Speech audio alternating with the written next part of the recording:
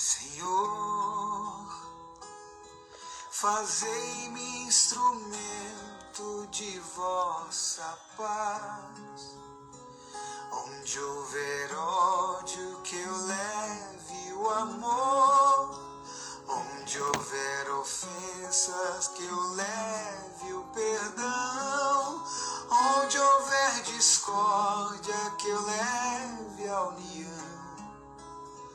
Onde houver dúvidas, que eu leve a fé. Onde houver erro, que eu leve a verdade. Onde houver desespero, que eu leve que eu leve a alegria. Onde houver trevas, que eu leve a luz. Ó Mestre, fazei que eu procure mais consolar que ser consolado. Olá. Compreender que ser compreendido. Minha música tá alta aí? Tá bom. Tá, boa noite. Boa noite. O pessoal tá entrando aí, É. saindo do trânsito, chegando do trabalho.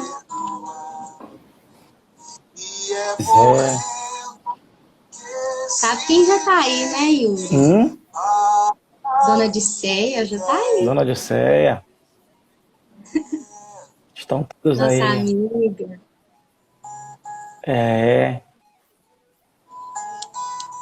E aí, acompanhando essa prece aí, bem gostosa, né?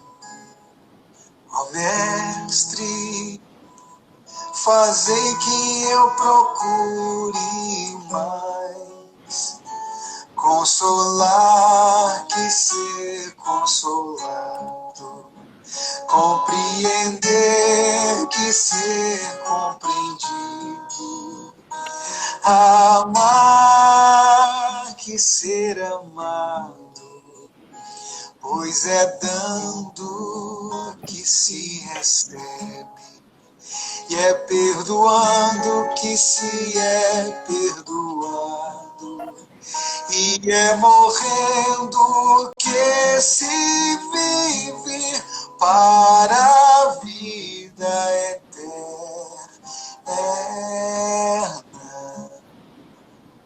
Linda, né? Essa oração de São Francisco. Eu acho muito linda. Sou apaixonada por São Francisco. Já li o livro várias vezes. Isso desde criança. Estudei em colégio franciscano. O meu pai também me ensinou. Meu pai sempre está lendo livros de referência de São Francisco. Então, desde criança, ele me emociona muito. Ele é fantástico mesmo, né? Um exemplo de renúncia, exemplo de ser cristão, né?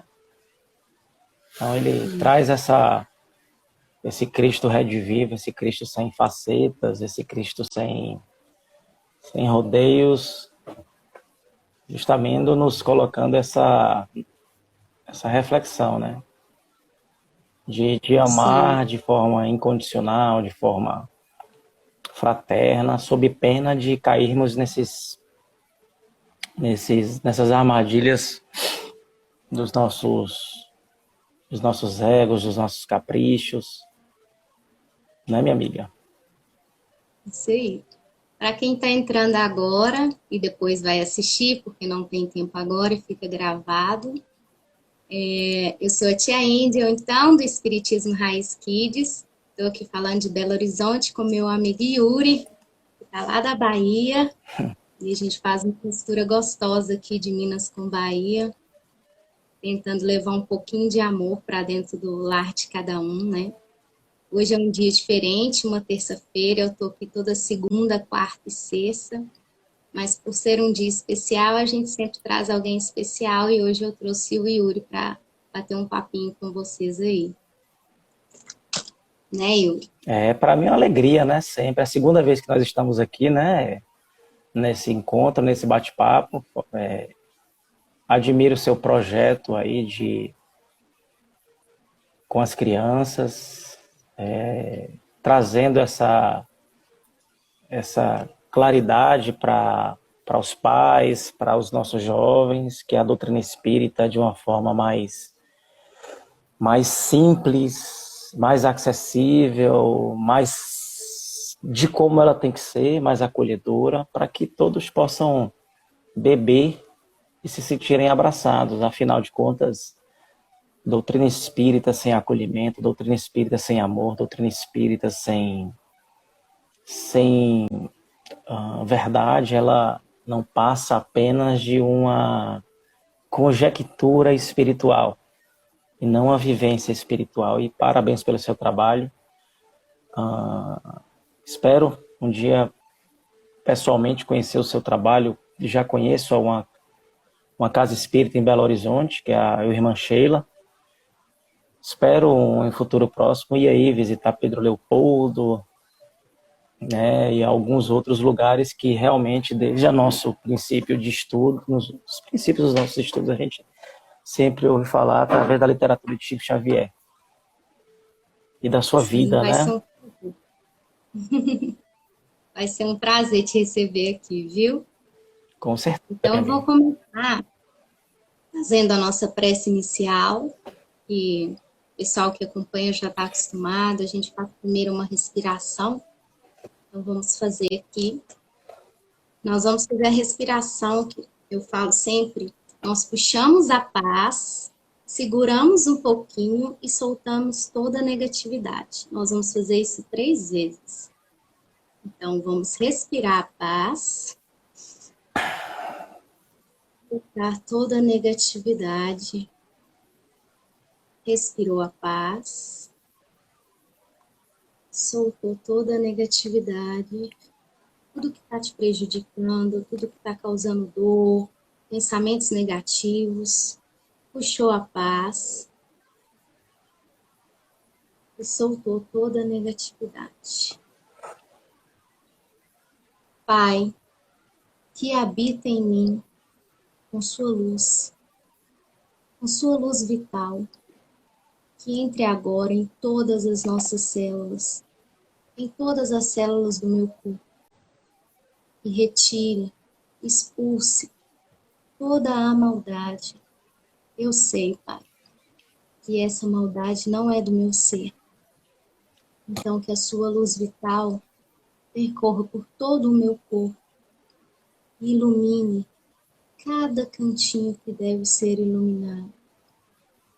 Como uma árvore no outono com suas folhas secas. Cada folha daquela é um desprendimento de ódio, mentira, inveja, injustiça, tudo aquilo que nos atrasa, tudo aquilo que nos causa dor, toda maldade. E que essa árvore, Senhor, com a sua luz, se renove e essas folhas caiam e ela seja molhada com a sua água fluidificada, onde vai nascer novas folhas, a folha do amor, da esperança, da fé, da sabedoria, da paciência. Me transforma, Senhor, em uma árvore nova, para assim que eu consiga dar novos e bons frutos. Senhor, se eu não souber entender o que você me diz, seja feita a tua vontade. Se eu não entender a tua vontade, Senhor, não me deixe o condenar em momento algum e nem o julgar. Que eu consiga, nesse caminhar, ser como Maria, está ao lado de Jesus todo o tempo, na sua simplicidade, na sua humildade, no seu amor de mãe. Que assim seja. Ave Maria, cheia de graça, o Senhor é convosco. Bendita sois vós entre as mulheres, bendito é o fruto do vosso ventre, Jesus. Santa Maria, Mãe de Jesus, rogai por nós, pecadores, agora e na hora da nossa passagem. Amém. Pai nosso que estais no céu, santificado seja o vosso nome. Venha a nós o vosso reino. Seja feita a tua vontade, assim na terra como no céu. O pão nosso de cada dia nos dai hoje. Perdoa, Senhor, as nossas ofensas, assim como nós perdoamos a quem nos tem ofendido. Não nos deixeis cair em novas tentações, mas livra-nos, Senhor, de todo o mal. Que assim seja, graças a Deus.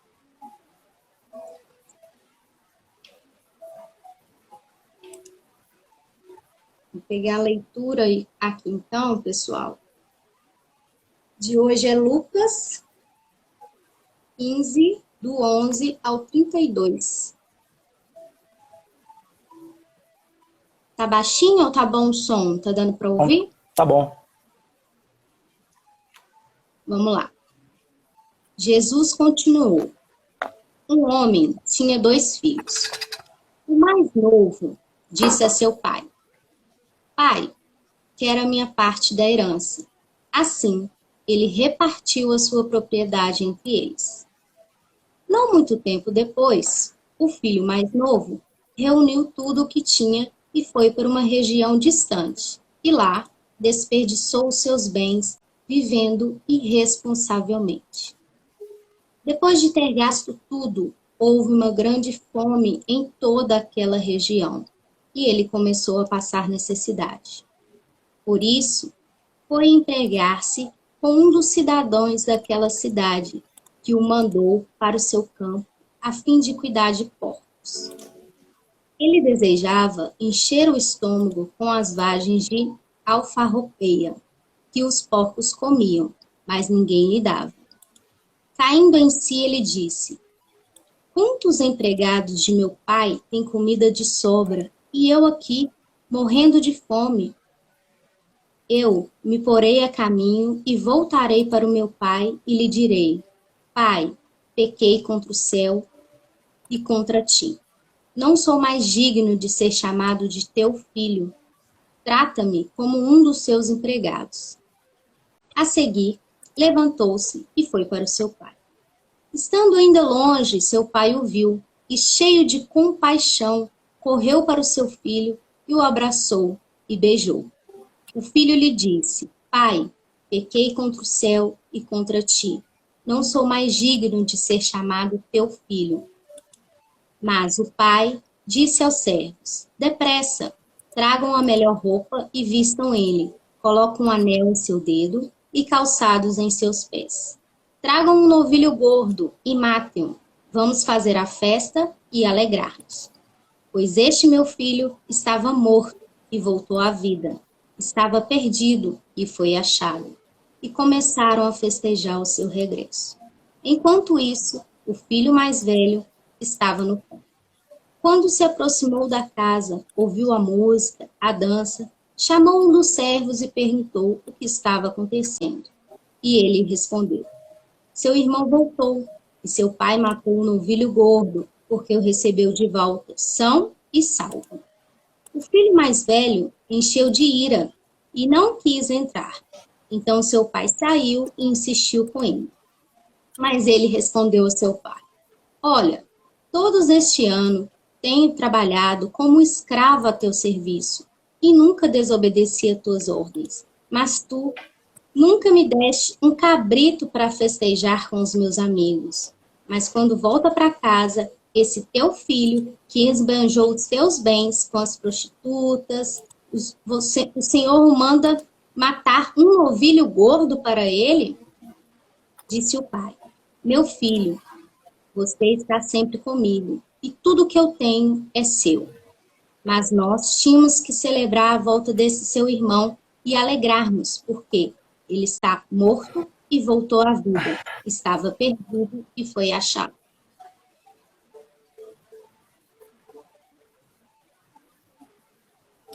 É uma... Conclui. Pode? Angel, realmente é uma parábola, né? A parábola do filho pródigo,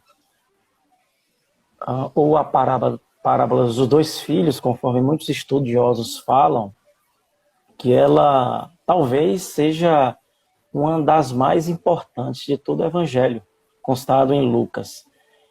E muitos, inclusive no latim,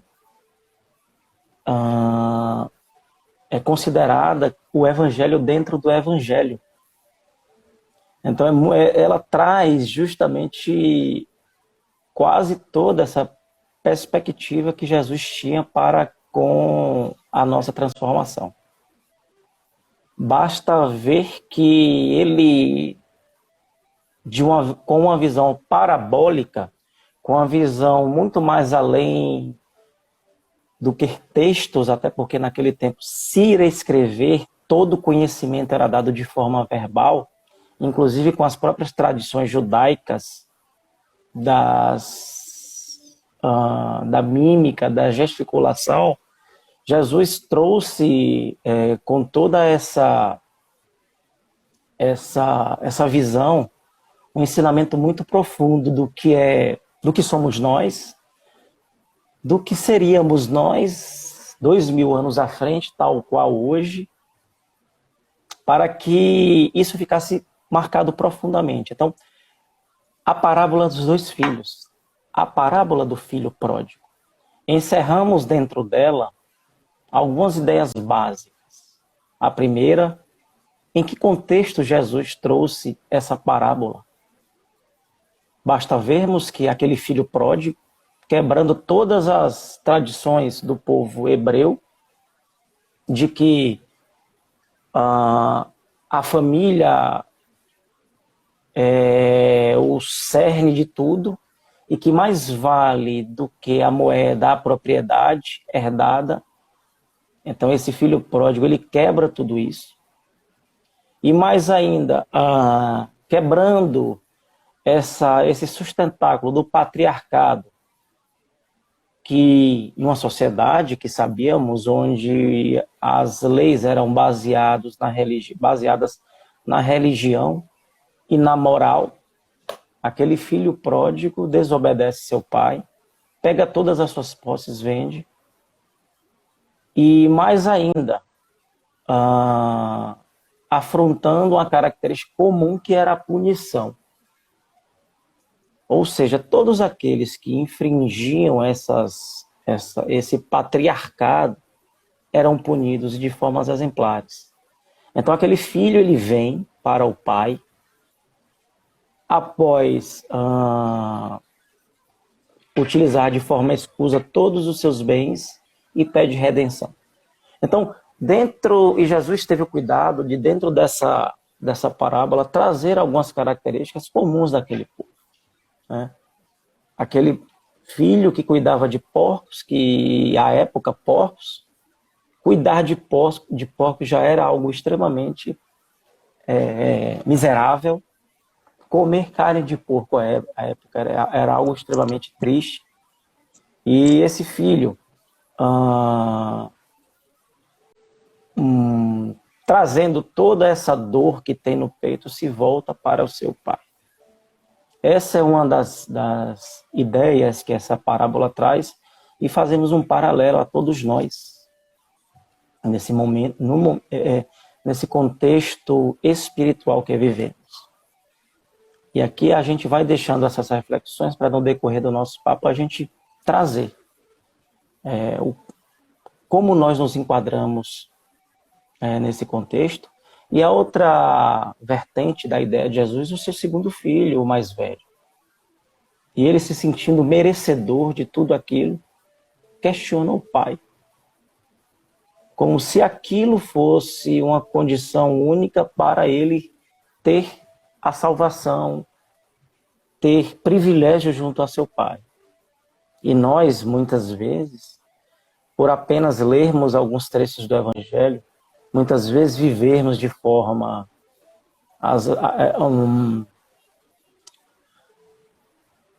por vezes apenas superficiais no que tange a liturgias, a seguir regras, dogmas, ritos, não nos convertemos, não nos convertemos interiormente para essa transformação sem querer barganhar os seus títulos morais com o nosso Criador. Então são esses dois filhos em que Jesus traz essa reflexão profunda do filho pródigo e do filho que se acha merecedor e que vai questionar o seu pai. E o pai, de uma forma muito direta, fala para seu filho que aquele filho tinha desviado e se perdido, mas ele se achou e voltou. Entendamos que a época da sociedade de Jerusalém, ou melhor, de Nazaré, conforme a parábola de Jesus, era uma sociedade primitiva, como sabemos, que à época Nazaré tinha aproximadamente 100 casas, 100 casinhas. E que a tradição do povo ali, ao falar para todos, era justamente, conforme eu falei, falar através de gestos, de analogias para uma compreensão mais profunda. Então, tínhamos ali uma sociedade pequena, imaginei onde, em virtude da própria faixa geográfica, instada na própria faixa da linha do Equador, tal qual o Nordeste brasileiro, sofria muito com a escassez, com a falta de água, e assim esse povo também era acometido, então tinham que viver de uma forma muito solidária. Então, a solidariedade, Jesus torna implícita dentro de toda essa metáfora, quando ele, além de aceitar o seu filho de volta, quando ele traz o próprio reconhecimento do seu filho, quando entende que o seu pai estava ajudando a todos com aquele labor e que os seus mais humílimos servos estavam comendo um pão, enquanto ele estava comendo algumas alfarrobas de porcos. E um dos alimentos comuns naquela época era a vagem. A vagem verde era que era dada aos animais. E os pobres, à época, e os de menos condições, à época, comiam uma vagem mais madura. Então, quando nós analisamos todo esse contexto, né, do mais novo, do filho mais novo, que sai, e assim somos nós na nossa infância espiritual, onde muitas vezes questionamos algumas dos atributos divinos em prol dos nossos caprichos e deixamos de lado alguns entendimentos mais sublimes do que a divindade quer nos mostrar. E voltamos como filhos ainda imaturos, querendo a reconciliação com o Pai. E aí eu trago também outra visão muito profunda disso, que para a época foi muito profundo. Do pai acolher de volta o filho. Talvez na sociedade que temos hoje, com um arcabouço jurídico protegendo, com todas as psicologias retratando a importância do amor paternal, nós à época não tínhamos o Evangelho. Vivíamos à época uma lei mosaica, onde era muito baseada no toma lá da cá. Era muito baseada ainda naquela questão de talião, naquela questão ainda da dureza. E quando esse pai traz essa apresentação de um nobre homem, ele silencia a todos. Jesus silencia a todos. Jesus remete a todos ali, principalmente aos seus discípulos mais ferrenhos. Basta ver que essa parábola foi falada principalmente para Pedro e Tiago, né, onde eles mesmos, pouco tempo antes, bem pouco tempo antes mesmo, questionava Jesus porque não lançava línguas de fogo sobre a Samaria. Então Jesus, depois de toda essa caminhada de visão, traz essa parábola. Então, mostrando que a nobreza de um homem, de um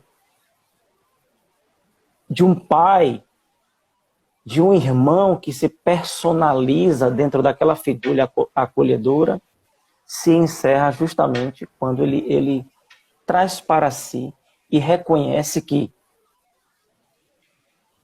todos somos falíveis, que após aquele equívoco, que diante de todo equívoco, existe um cunho de aprendizado. E assim somos nós, né? E a questão mais profunda que a gente também pode refletir, fazer refletir, é o quanto de nós estamos preparados para sermos esse pai que acolhe, que não julga, que apedreja. O quanto de nós não estamos ainda preparados para acolher uma mulher adúltera, ou melhor, uma mulher adúltera não, uma pessoa que se equivoca. A mulher adúltera, eu faço analogia à época onde também, em paralelo a essa parábola, tivemos esse fato que realmente aconteceu, onde Jesus traz uma conotação muito psicológica acerca da mulher adúltera. Então, o quanto a nossa tolerância, o quanto a nossa intolerância tem tomado os nossos corações, não enxergando quantos amigos, filhos pródigos temos no nosso derredor. E observamos isso de uma forma muito contundente através dos julgamentos que diariamente fazemos, sejam em redes sociais, sejam pela imprensa, seja no nosso dia a dia. O quanto nós não internalizamos esses preceitos cristãos. Então, trazer essa parábola para estudo, conforme você nos trouxe, se acopla de uma forma muito perfeita com alguns requisitos da bem-aventurança, com alguns itens da bem-aventurança. Bem-aventurados os misericordiosos, né? Bem-aventurados os mansos, bem-aventurados os pobres de espírito, bem-aventurados os que têm fome e sede de justiça. E aí ocorre que nós não estamos entendendo nada. O quanto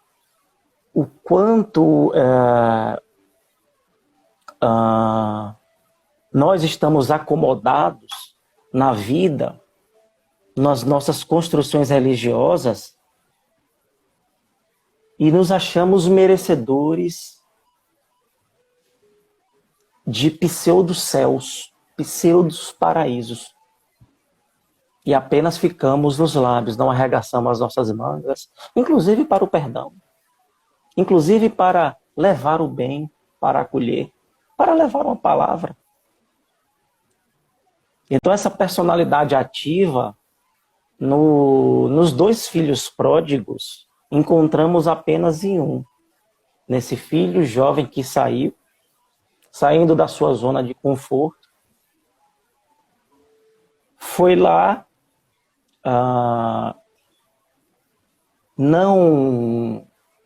para esse filho mais novo somos nós, né? É a humanidade. Então, todos nós, onde nós conhecemos a realidade da vida material, sempre vamos nesse mesmo ciclo, né? Crescemos com toda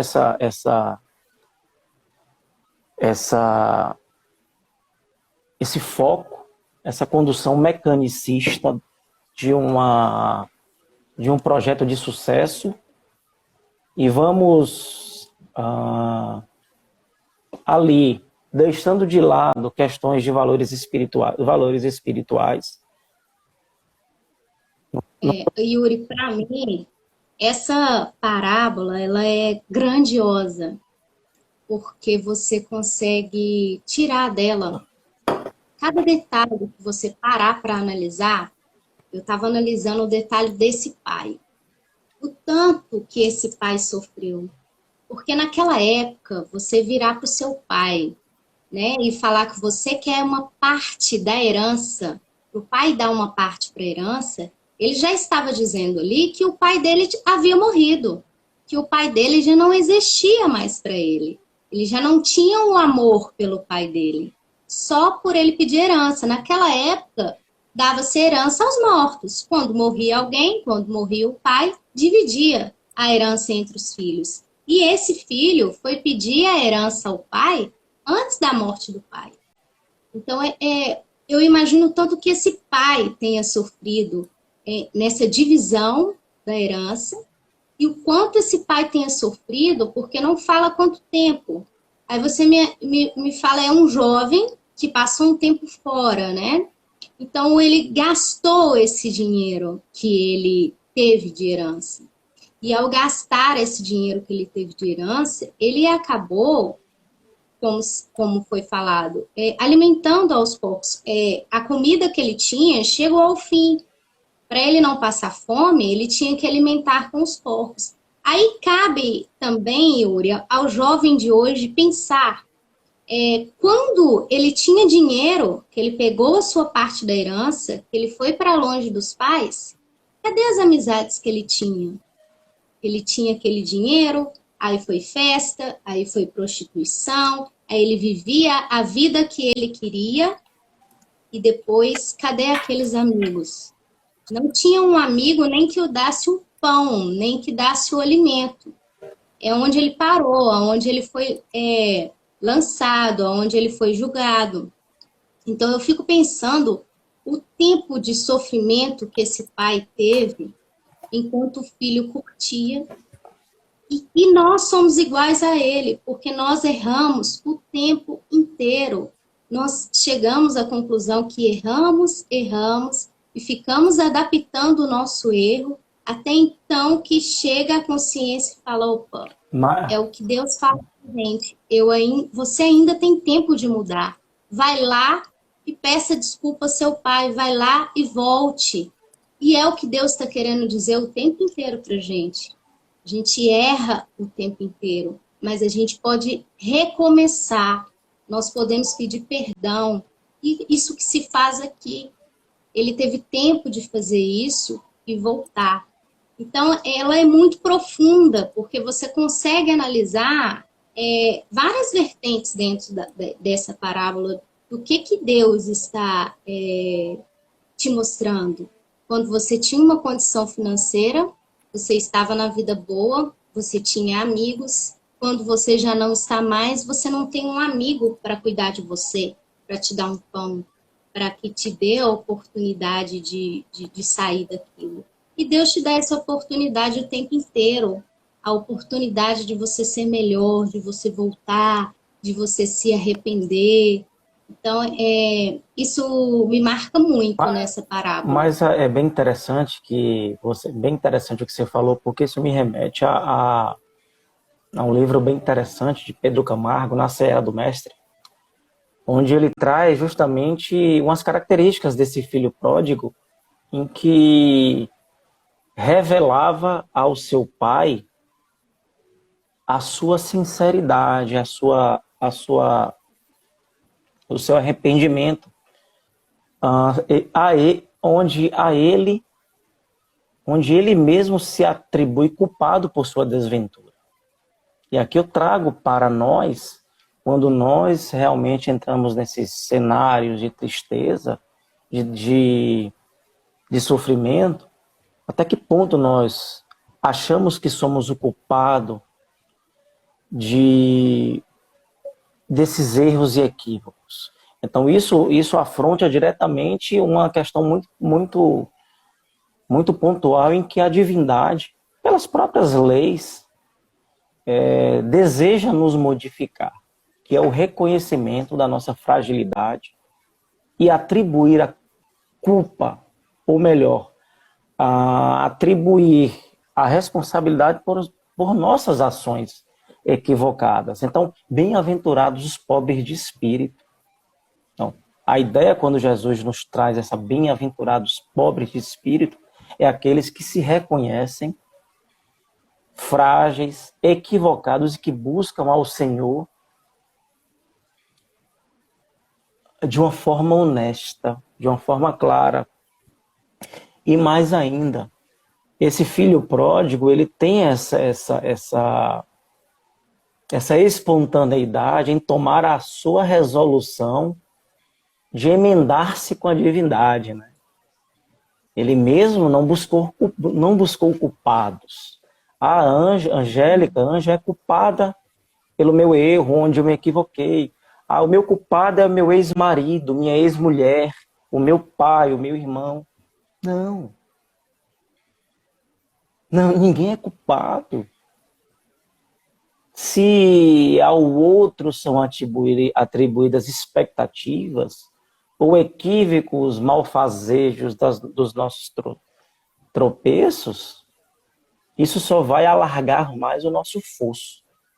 Então, quando a gente entra com sinceridade para com a divindade, nos mostrando resolutos diante dessa nova roupagem, a mensagem é entendida. E mais ainda, uma grande característica desse filho pródigo que nos traz grande exemplo.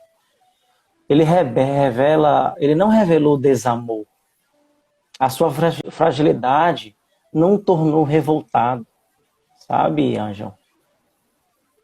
Ele pensou na misericórdia, o tanto que o pai dele era misericordioso, quando ele estava lá, e ele voltou, na verdade, por causa da misericórdia de seu pai, porque ele lembrou da misericórdia de seu pai, de como o seu pai tratava os funcionários dele, que era pão, era bem tratado os funcionários. E aí ele lembrou-se, né, se o meu pai trata bem, o que eu estou fazendo aqui? Então eu vou ser um empregado do meu pai, eu vou ser um funcionário do meu pai, porque meu pai é misericordioso. E esse pai, ele tem uma compaixão, porque a gente fala que a compaixão não é você ajudar o outro, dar um pedaço de pão, isso não é compaixão. A compaixão é você se colocar no lugar do outro, o seu amor, o seu coração está na mesma vibração que o outro. E ele recebeu o filho sem nenhum tipo de sermão, ele o beijou e o abraçou e mandou fazer aquela festa. Então, isso aí é muito lindo, né? É muito de arrepiar mesmo, eu falo. Isso não são essas dois polos, né? Onde um polo reside no acolhimento do pai e o outro na postura condenável do seu irmão. E aí nós fazemos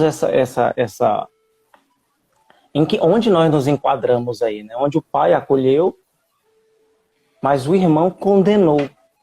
queria a repreensão, queriam algum tipo de punição para aquele jovem, não enxergando o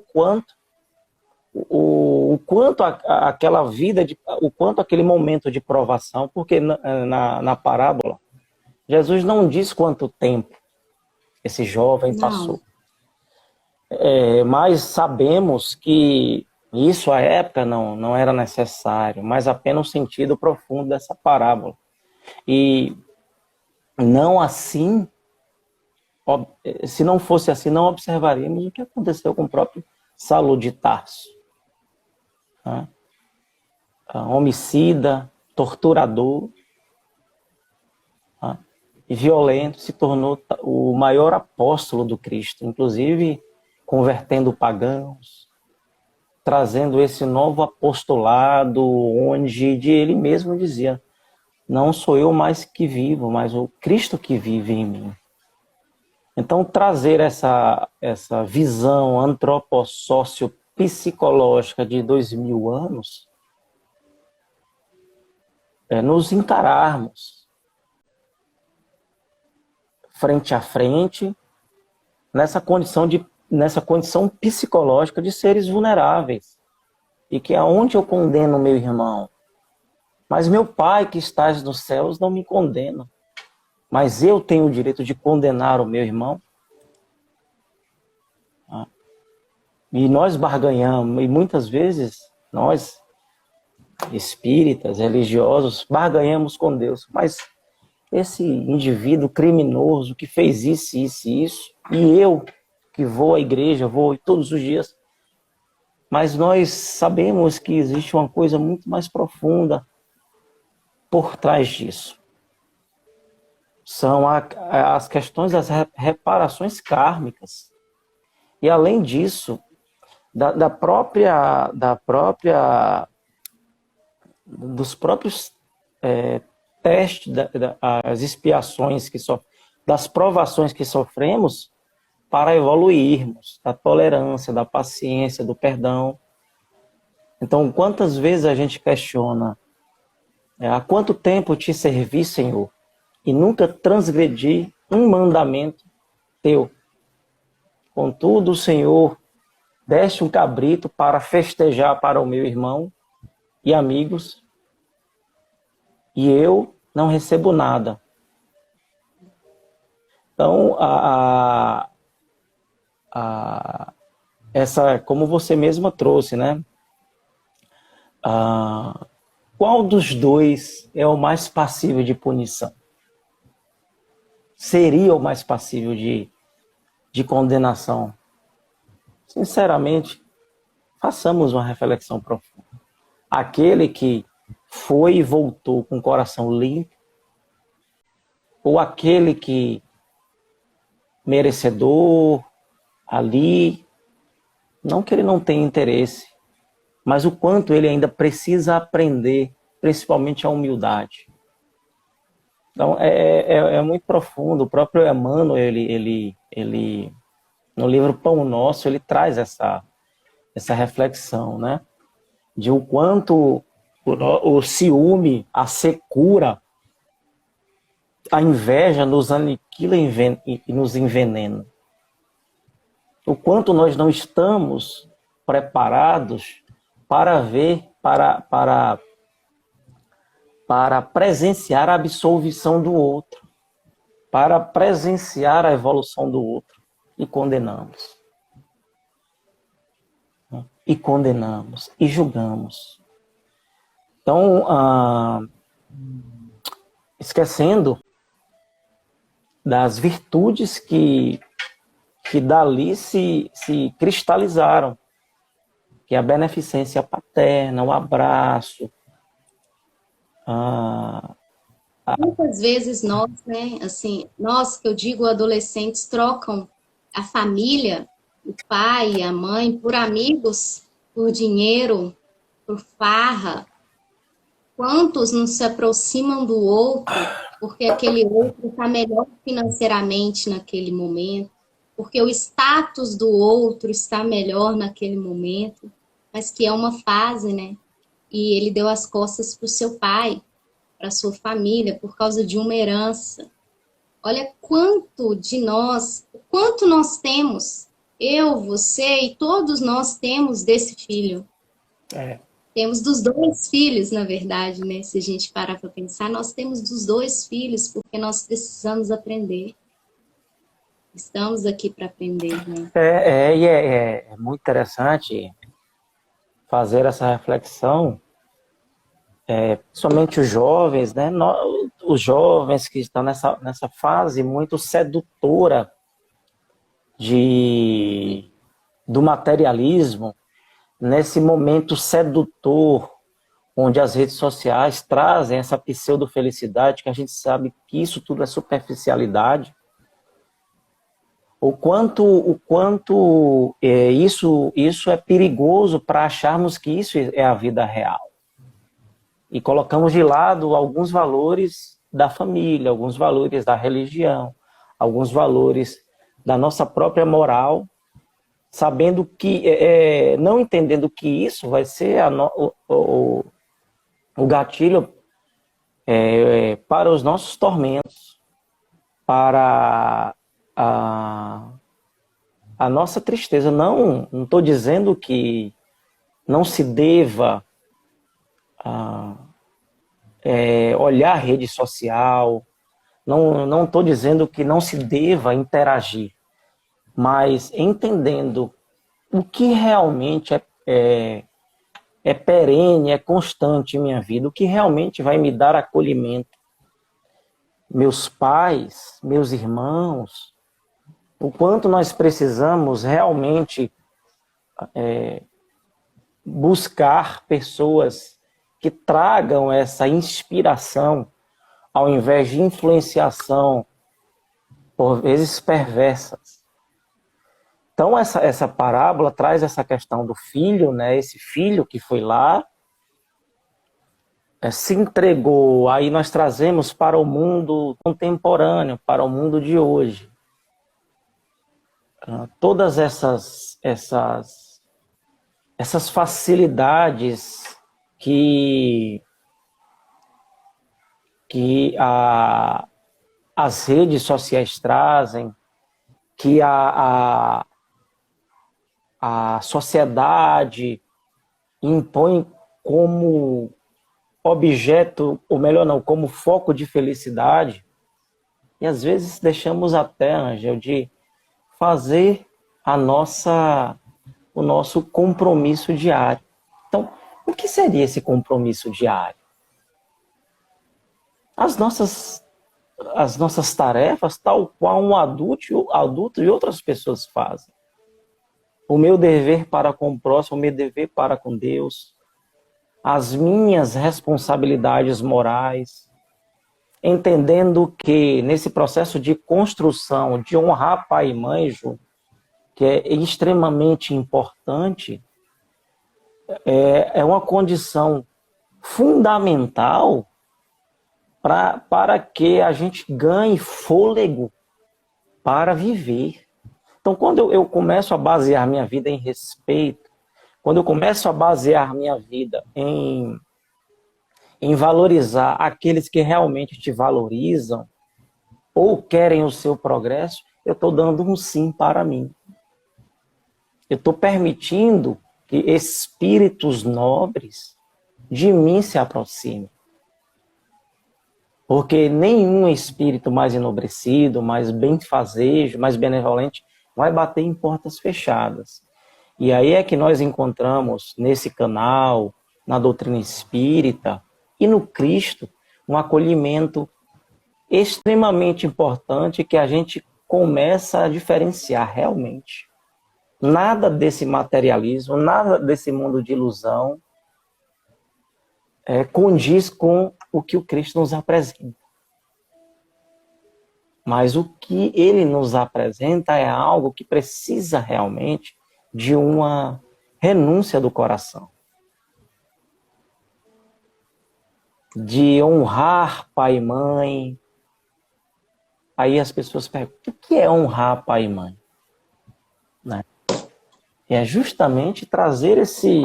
Se nós formos analisar, né, no próprio Evangelho segundo o Espiritismo, onde honrar pai e mãe é vinculada a quando Jesus estava ali com os seus discípulos e mandam e batem à porta e dizem: mestre, sua mãe quer falar contigo. E ele diz: quem é meu pai e minha mãe? Mas no sentido material, no sentido da nossa encarnação aqui, Jesus ali quis trazer justamente essa questão do divino, de que Deus é o soberano, de que Deus ali, ele transcendia além da carne. Mas, trazendo a analogia do que ele fazia com Maria, é de uma beleza muito profunda. A todo momento, Maria, a mãe de Jesus, desde quando em sua infância, a gente vai encontrar no livro Boa Nova, alguns trechos da infância de Jesus. E Maria, inclusive, muito resiliente na educação do seu filho, se surpreendia quando de alguns dos momentos em que o Cristo estava ali no templo com os sacerdotes, quando a própria Maria, querendo um ofício para seu filho, a saber, à época, as crianças em sua própria infância já faziam labores, atividades, e Jesus a repreende dizendo que quando ela foi lá na governança, pediram um ofício para Jesus, e Jesus disse que mulher de pouca fé, mas ele não falava mulher de pouca fé, no sentido de desmerecer sua mãe. Mas ela, sabendo que ele era o Salvador,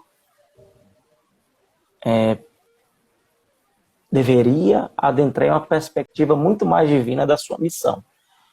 Então, trazendo aqui essa de novo, quando a gente observa honrar o pai e a mãe, é trazer justamente esses valores da família. E principalmente algumas características importantes: compreensão, paciência, silêncio, obediência. Entendendo que muitas vezes pai e mãe, aliás, muitas vezes pai e mãe também passam necessidades. Também exigem dos filhos compreensão, abraço, acolhimento. Então essa troca ela é muito fundamental para que exista o amor.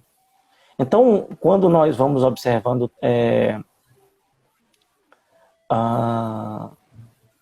colocando o amor como preenchendo essas lacunas, vamos impregnando o ambiente familiar sem filtros de julgamentos, com pinceladas de entendimento, de abraço, de sorrisos. E aí a gente vai entendendo que tudo isso, esse pai que acolheu o seu filho pródigo já internalizou no seu coração. E um entendimento meu é que esse filho pródigo, quando ele chega, quando ele é acolhido, certamente ele mudou a sua chave e começou a viver um momento também de reproduzir esse amor que ele teve para com os outros. Porque não existe outro caminho se nós não entendermos das nossas fragilidades e buscarmos a melhora. Onde estou equivocado? O que eu preciso melhorar? Quem ao meu lado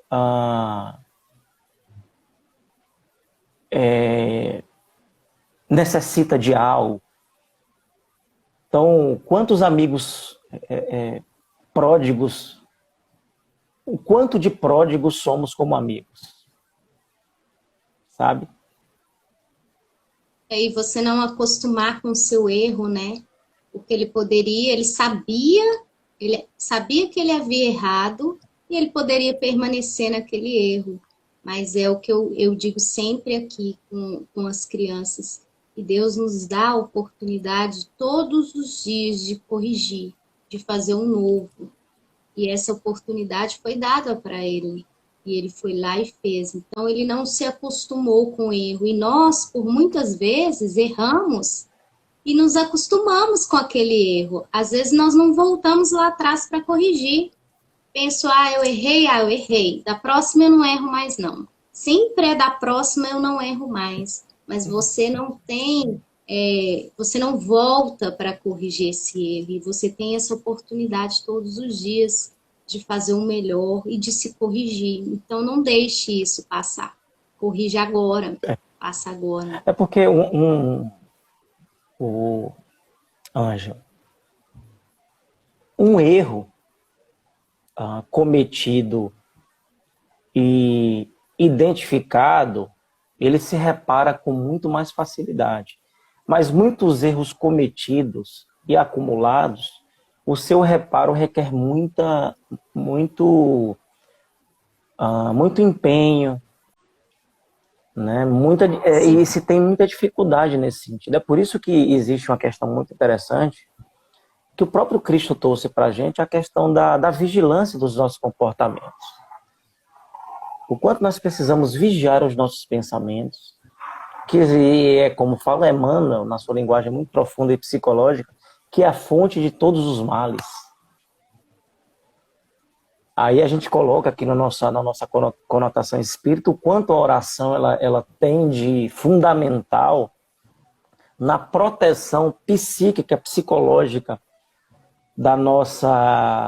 dos nossos pensamentos contra acessos de pensamentos equivocados, pensamentos ansiosos, pensamentos automáticos, pensamentos maliciosos. E, além disso, trazendo quebrando, melhor dizendo, essa casca do orgulho. Quem ora se torna simples. Quem ora, agora eu falo orar com fervor, com renúncia. Não orar da boca, Pai nosso que estás no céu, santificado seja o nosso nome. Venha a nós o vosso reino, seja feita, meu Deus do céu, a tua vontade, misericórdia, assina. Eu não falo dessa oração, eu falo quando você realmente busca na oração a luz que pode iluminar o seu pensamento, aquela sombra que te acompanha. Quantos de nós estamos ali pensando em maldade, pensando em afronta? O quanto hoje, principalmente os jovens, estão sendo colocados à prova para conflitos, para desrespeitar pai, desrespeitar mãe, desrespeitar o colega de escola. E essa pitada, esse tempero da oração, traz e do esforço, traz esse escudo que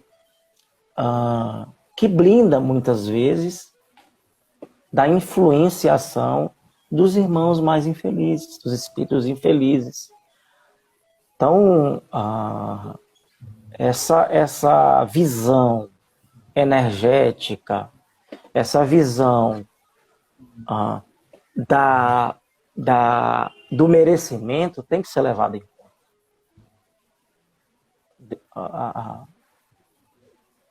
Se você não se esforça para florir o seu jardim, para respirar fragrâncias de harmonia, de paz, sentindo o aroma de boas amizades, da energia das boas amizades, essas fragrâncias não vão chegar e adentrar no nosso nariz de forma espontânea. Não vão. Então é um esforço que precisamos fazer. É um esforço que precisamos identificar para tirar essa figura prodigiosa dos nossos corações, né? Conforme a gente pode observar na própria etimologia da palavra prodígio, é aquele que dilapida os seus bens, aquele que gasta imoderadamente, é aquele que não tem observância com o que tem, que não valoriza o que está ao seu lado. Isso é o prodígio. Por isso que diz o filho pródigo. Ou seja, aquele filho invigilante, ingrato, que gastou tudo, que é ingrato, né? Então, isso a gente pode até trazer em alguns tipos de inteligência emocional. Inteligência financeira, inteligência afetiva, inteligência materna, inteligência filial, inteligência para se estabelecer bons amigos. Eu não posso estabelecer boas amizades se eu sou intolerante, sabe? Como é que eu posso estabelecer, particularmente, eu não te conheço pessoalmente, né? Só por rede social, mas como é que eu posso querer estabelecer contigo uma empatia se eu não me permito identificar os meus equívocos que nos afastam o respeito? E aqui eu trago outra questão muito importante, o respeito. Precisamos respeitar as pessoas. Precisamos não invadir a intimidade das pessoas.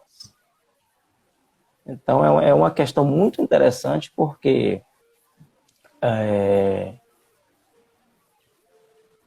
essa questão da privacidade, do respeito, nos faz sermos aceitos ou não. Então, esse é como já o próprio Cristo falou, né? O filho pródigo, ele reconheceu dos seus erros, ele reconheceu que além de tudo, foi invasivo, agressivo com seu pai, em se afastar. Né? Então, todas essas regras de boa convivência, elas precisam ser observadas com um colega de escola, de trabalho, de faculdade. Né? Então, observando justamente essas peculiaridades dos nossos relacionamentos. Não sei se você concorda. Claro que concordo, claro. Essa parábola, ela é, como eu disse, ela é maravilhosa e você consegue... Se a gente ficar aqui conversando, tem muita coisa que a gente consegue tirar dela, né? Ela é muito linda e que as pessoas precisam fazer mais a leitura dela. E entre família, conversar sobre ela. Que os pais que estão assistindo hoje têm essa oportunidade de ler para os seus filhos e conversar com os seus filhos. Muitos que estão assistindo aí agora que eu conheço, têm filhos adolescentes, então é uma oportunidade de estar fazendo.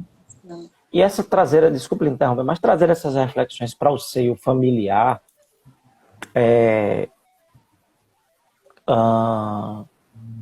tem um valor psicológico muito profundo.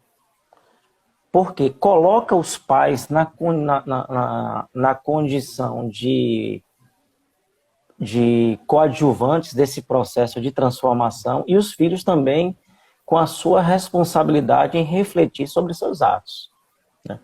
Então, é sempre importante colocar esses pontos, principalmente através do Evangelho, essas questões psicológicas, essas questões de convivência, essas questões que doem nos corações dos pais, isso dói, mas buscando os insumos da religião para que possa acessar essas mentes, essas almas que ainda estão no seu processo de formação.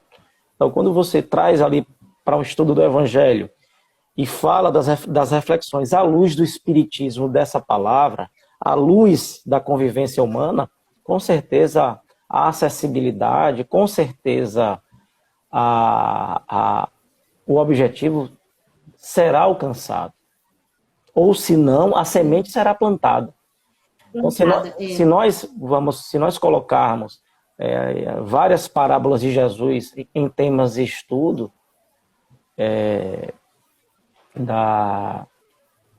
nos nossos lares,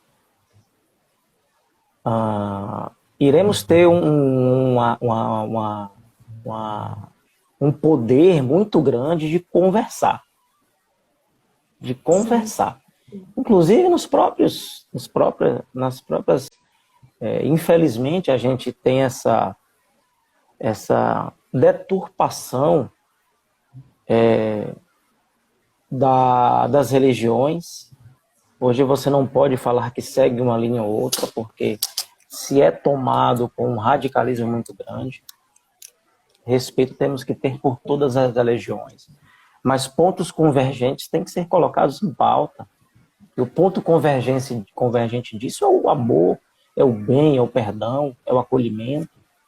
Independente de quem tenha dito, se foi Maomé, Moisés ou Jesus. Sabe?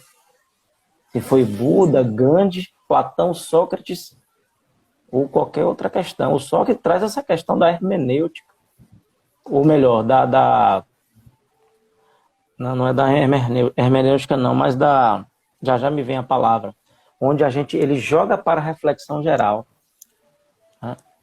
Então, é bem importante essa visão para que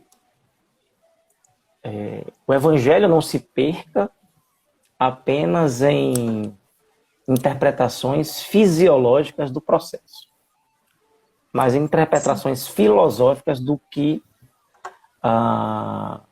ele se propõe. E é isso, pessoal.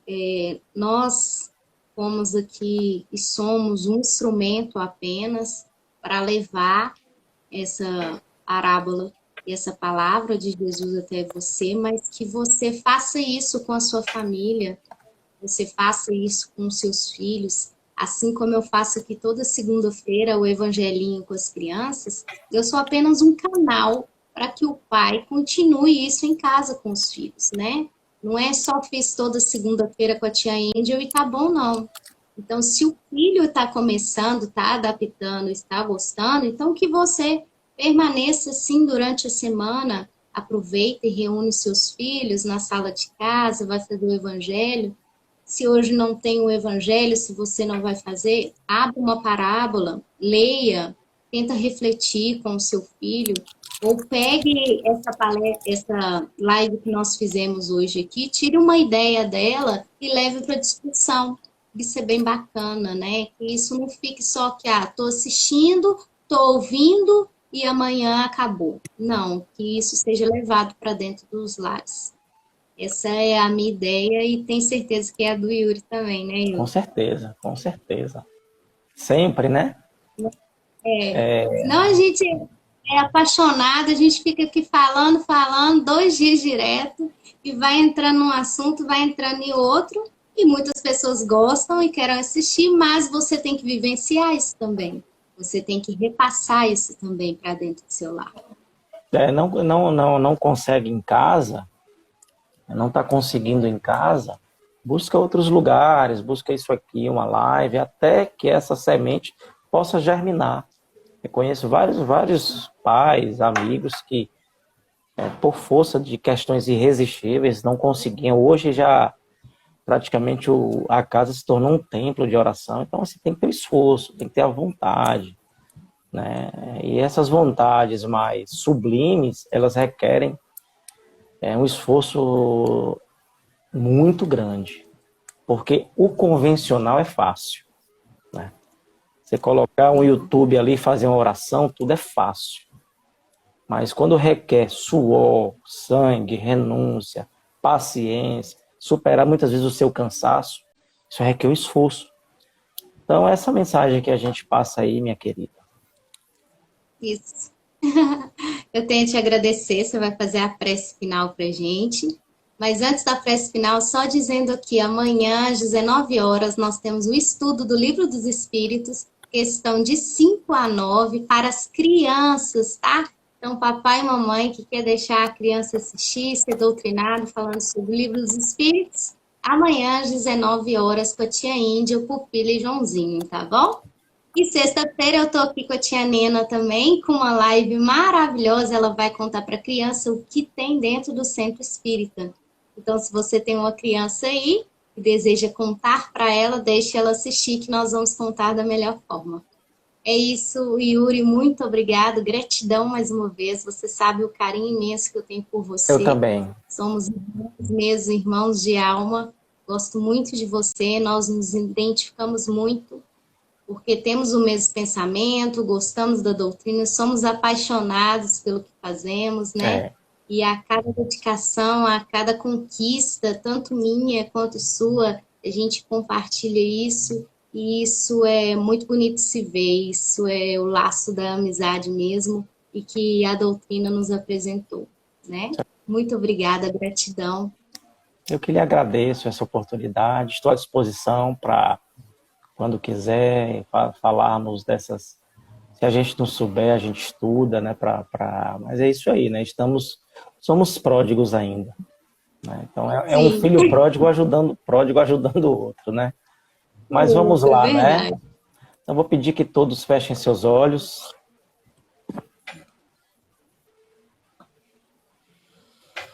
Inicialmente, agradecendo a Deus pela oportunidade de estarmos aqui,